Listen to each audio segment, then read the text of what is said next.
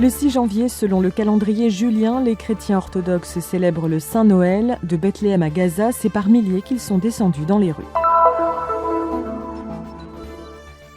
Un pèlerinage à travers le désert jusqu'au fleuve Jourdain pour célébrer la fête du baptême de Jésus, dimanche 8 janvier. La passion de Boulos Cano, prêtre syriaque de Jérusalem, qui a transformé sa chambre en un laboratoire artistique. Il y crée différentes œuvres d'art en araméen, la langue de Jésus. Le centre pour personnes âgées à Beth Sahour prend soin de dizaines de personnes depuis près de 30 ans. Il les implique dans divers programmes et activités pour qu'elles se sentent moins seules. Pain classique au sucre ou au thym, à Bethléem, la boulangerie Les Salésiens offre chaque jour un pain spécial à de nombreux Bethléemites.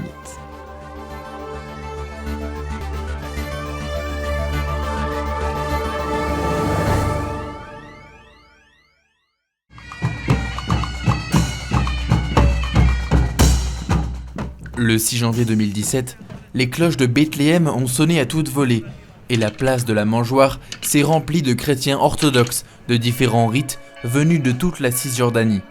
C'est le temps de Noël. Comme le veut la tradition, des dizaines de groupes scouts, les autorités civiles et de nombreux religieux ont accueilli les chefs des diverses confessions pour leur entrée solennelle dans la ville où, il y a 2000 ans, le premier Noël révolutionna le destin du monde. La ville de la paix est la ville du Seigneur Jésus et c'est une chose très significative pour nous car il ne s'agit pas d'un quelconque événement mais du plus important événement de l'histoire du monde. Nous souhaitons que cette année soit pleine de paix et de sécurité. Cela fait 5 ans que je fais le Père Noël durant les célébrations des latins et des orthodoxes, ici, devant l'autel de la place de la Nativité, pour la plus grande joie des enfants.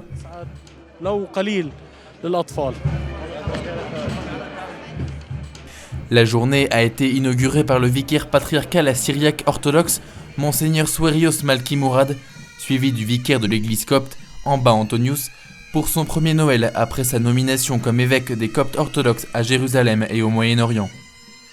La dernière entrée de la matinée a été celle de Théophile III, patriarche grec orthodoxe de la ville sainte. Il y a de grandes différences entre les festivités à Gaza et celles de Bethléem. Là-bas, nous allons seulement à l'église pour prier, puis nous retournons chez nous. Mais ici, nous voyons les gens faire la fête dans les rues et les scouts. Il n'y a pas de scouts à Gaza.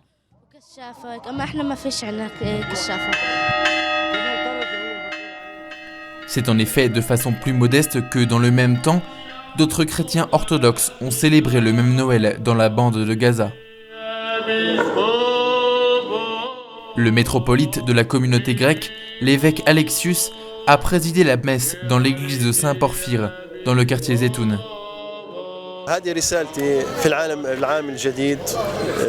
Mon message en cette nouvelle année et en cette fête, la fête de la naissance de notre Seigneur Jésus, est un message d'amour et de paix. Je souhaite que ce soit une fête pour les jeunes, qui puissent les mettre en condition de vivre dans leur patrie, pour qu'ils n'émigrent pas. Selon le calendrier julien, Noël vient 2 semaines après celui des catholiques. Les derniers qui le fêteront seront les Arméniens le 19 janvier. Ces quelques jours de différence ont parfois apporté au cours de l'histoire divergences et problèmes. Mais année après année, ils creusent également un désir plus profond d'unité, comme cela a pu être exprimé lors du traditionnel échange de vœux au patriarcat grec orthodoxe. Il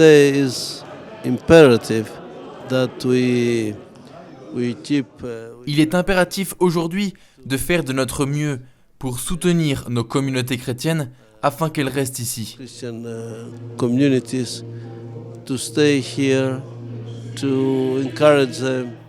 Cela est très important, non seulement pour la Terre Sainte ou pour la ville sainte de Jérusalem, mais pour tout le Moyen-Orient.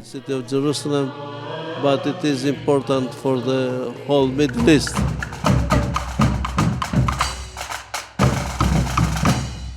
Oh, Merry Christmas!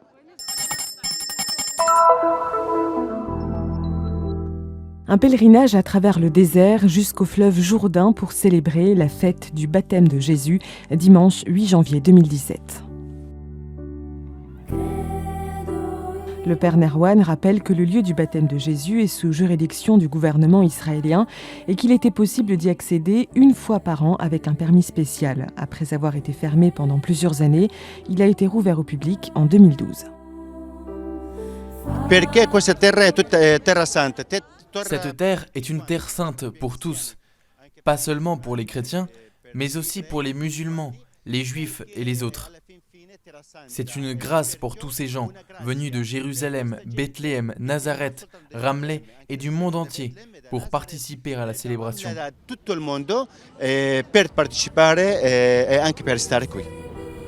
Une longue procession serpente du couvent du Bon Pasteur à Jéricho jusqu'à la zone sous contrôle militaire.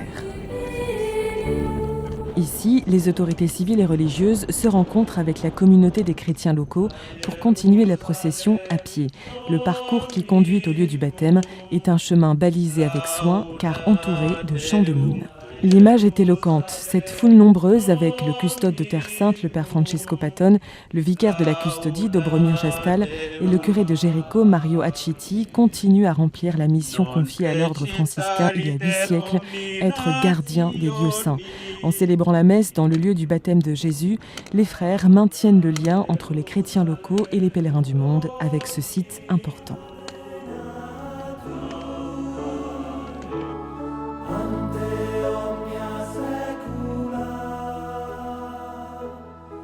Après la prière récitée sur les rives du Jourdain et la bénédiction de l'eau, une messe a été célébrée par le père Francesco Patton. L'Évangile selon saint Matthieu raconte l'épisode où Jésus demande à Jean-Baptiste de le baptiser. Alors les cieux s'ouvrirent et la voix du Père se fit entendre. « Celui-ci est mon Fils bien-aimé, écoutez-le ». Au cours de la célébration, Georges et Lucas, 2 petits-enfants des paroisses locales, ont reçu le sacrement du baptême avec l'eau du fleuve Jourdain. Après Noël, c'est la fête où Dieu nous donne son Fils, ici dans ces eaux. Ici, le Seigneur se présenta devant nous comme le Fils de Dieu au début de sa vie publique. Célébrer ainsi cette fête en ce lieu est également un rappel de notre baptême, parce que nous aussi devons annoncer le Christ. Si la célébration est importante pour les pèlerins et les étrangers vivant en Terre Sainte, elle est également pour les chrétiens locaux.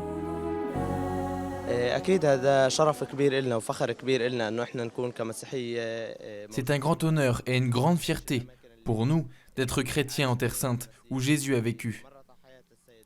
Peut-être ne pouvons-nous en percevoir toute la valeur, mais sur les visages des pèlerins et touristes qui visitent cette terre, nous voyons combien ils sont intéressés par les événements qui parlent de Jésus. Et cela doit nous motiver pour comprendre la valeur des lieux dans lesquels nous vivons les mêmes moments expérimentés par Jésus-Christ. Nombreux sont ceux à vouloir rester encore un peu sur les rives de ce fleuve, théâtre de nombreux épisodes bibliques, mais il faut continuer la route. Le pèlerinage se poursuit avec la visite du monastère grec-orthodoxe construit sur le mont de la Quarantaine. Ce nom est lié au souvenir des 40 jours que Jésus passa dans le désert avant le début de sa vie publique.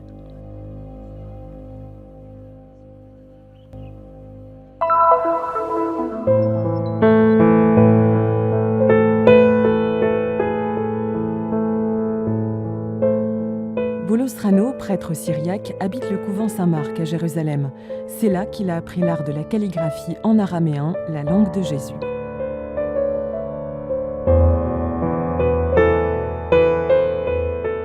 Son ambition est de préserver un patrimoine linguistique si ancien désormais qu'il ne fait plus partie de la vie quotidienne. Il a donc commencé à créer des œuvres d'art afin de le faire revivre.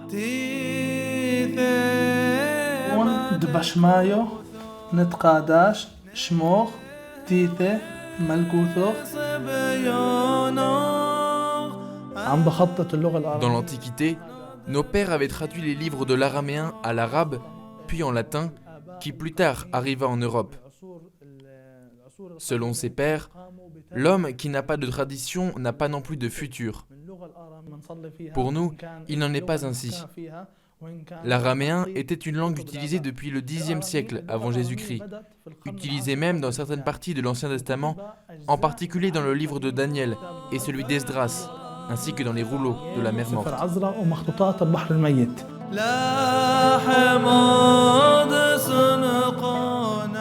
textes qui reviennent le plus souvent sont les prières du Notre Père et du Je vous salue Marie, prières favorites des familles chrétiennes.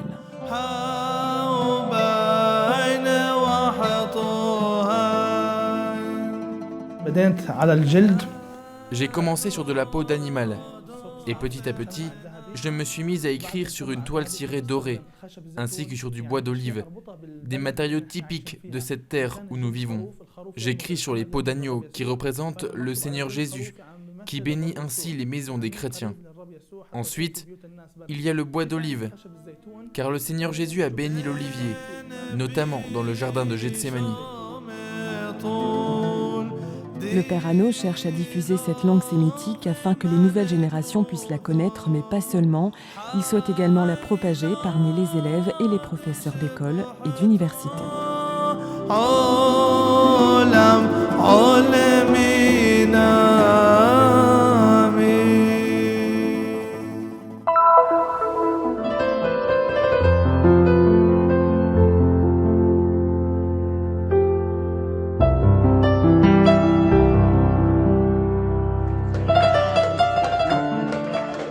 Un centre de soins de jour pour passer du bon temps, se retrouver et se sentir moins seul. À Beth Sahour, près de Bethléem, les personnes âgées peuvent bénéficier de programmes et d'activités récréatives qui visent à favoriser, enrichir et développer leurs relations interpersonnelles. Le centre fonctionne depuis plus de 27 ans, mais j'ai commencé à venir ici il y a seulement 3 ans, parce que tous mes fils et mes filles sont mariés et que je suis seule avec mon mari. Nous en sommes très heureux, nous venons ici pour prier, jouer aux cartes, bavarder, discuter et manger ensemble.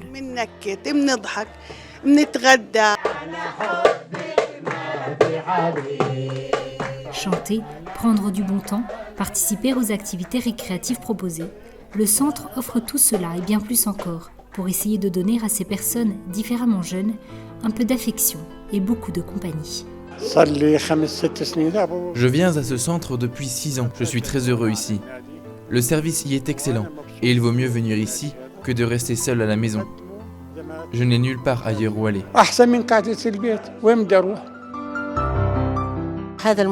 Une personne âgée qui a travaillé toute sa vie mérite de notre part honneur et respect.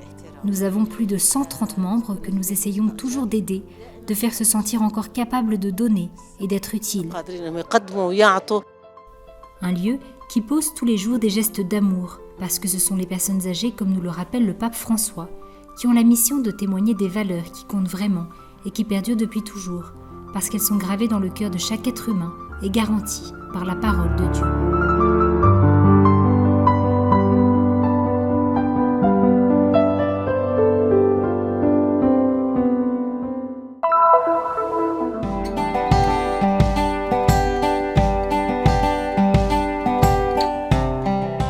De la farine, de l'eau, une pincée de sel, beaucoup de volonté et de passion.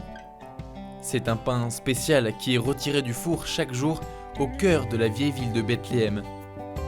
Une boulangerie gérée depuis longtemps par les Salésiens.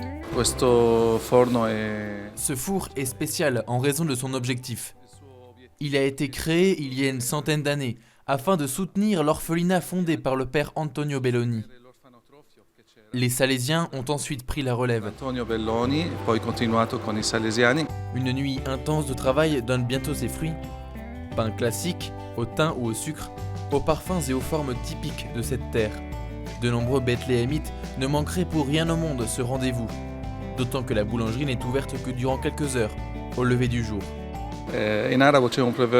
En arabe, nous avons un proverbe qui affirme que s'il y a du pain et du sel entre nous, alors il y a la communion. Et ici, tous ceux qui viennent chez les Salésiens prendre leur pain se rencontrent, discutent, parlent. C'est vraiment un lieu de communion pour les habitants de Bethléem.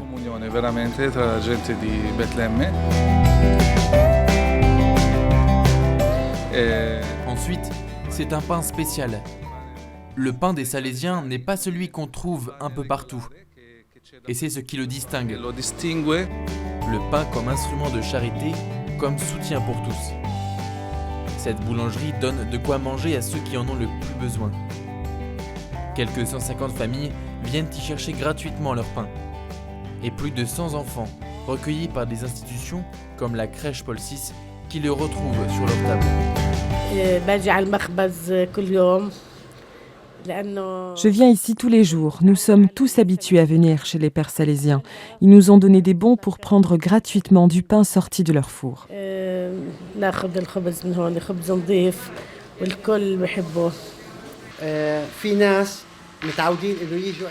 Il y a des gens habitués à venir chaque jour, à la même heure, pour acheter la même quantité de pain, malgré la situation. Ils viennent toujours acheter du pain ici. Ensuite, c'est plus économique que les autres boulangeries au marché, parce que les Pères salésiens cherchent à aider les gens du mieux qu'ils peuvent. Il n'y a pas de pain comme celui-là dans toute la Terre Sainte. Nous sommes les seuls à le faire de cette façon. Bethléem, en hébreu, maison du pain. En arabe, maison de la viande. Dans cette ville, la boulangerie des Salésiens travaille depuis toujours et sans relâche pour donner à tous le pain quotidien. Il instaure cette communion, même entre nous qui faisons et vendons le pain. Ce pain est donné simplement à tous, même gratuitement. Nous faisons ce que nous pouvons grâce à l'aide de nombreuses personnes, sans lesquelles rien de tout cela ne serait possible. Elles ont conscience d'être en communion avec d'autres, à travers ce pain qu'elles achètent. Il revêt une grande signification. Il est source de vie. Ha un grande senso, fonte della vita.